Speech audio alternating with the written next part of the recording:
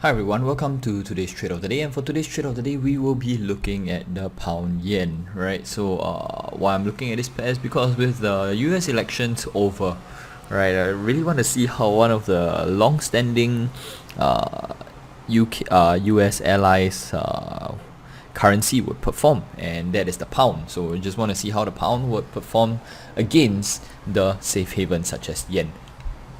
So what I have here is really the chart of pound yen on the daily, right? So on the daily we just want to focus on this current area, right? So we actually see that price made a high, came back down, made a low, okay, and pushed higher, okay, and made lower highs, right? It made lower highs.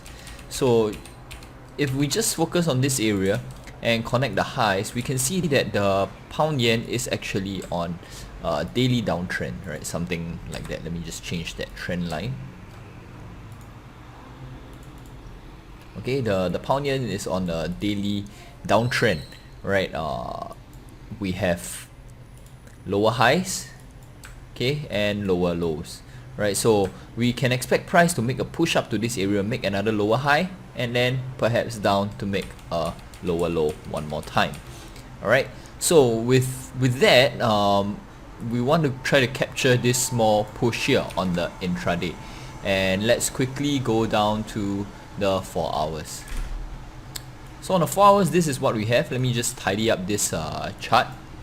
Okay, it's okay to cut the wick but not the candle body. Okay, and we also see that price made sort of a zigzag movement, so we can actually use Fibonacci extension to look for a possible price target 0.1, 0.2, 0.3, and the possible price target should be at the 61.8, right? So we have a 61.8 level here, which is in line. Now why didn't I choose the 0.5? 0.5 or 50% extension can be the intermediate target, right? But I'm choosing the 61.8 because it is in line with this trend line resistance. Okay, so I'm just going to go ahead and highlight 61.8. Okay, bearing in mind that 50% is the intraday target. Now further, we also see that price made sort of a zigzag manner like that. We can also use this smaller fractal as for Fibonacci extension, 0.1, 0.2, 0.3, open all Fibonacci ratios. Alright, we see that our 61.8 is close to the 127.2. Okay, but for now, we just really want to find a support, so let's use Fibonacci retracement from last push low to where price currently is. Open all Fibonacci ratios.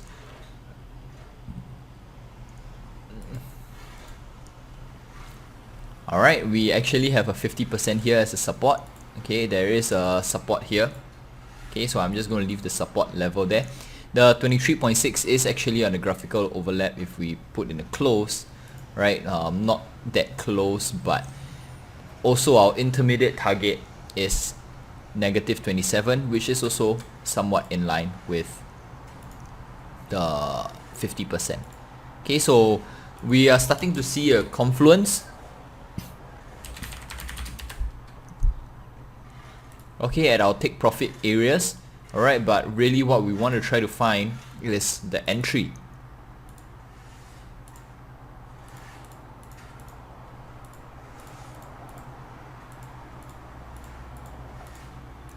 Okay, and if we are unable to find the entry, let us go down to the lower time frame.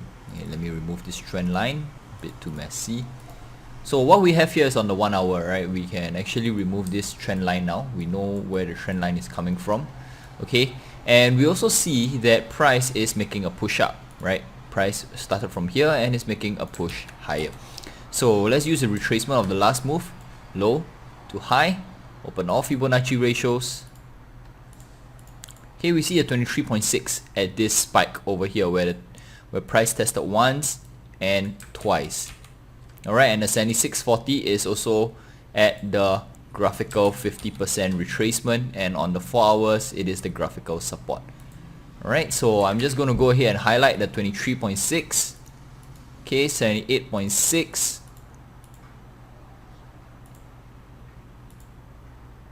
sorry, 76.4, Okay, and negative 27.2. Why negative 27.2?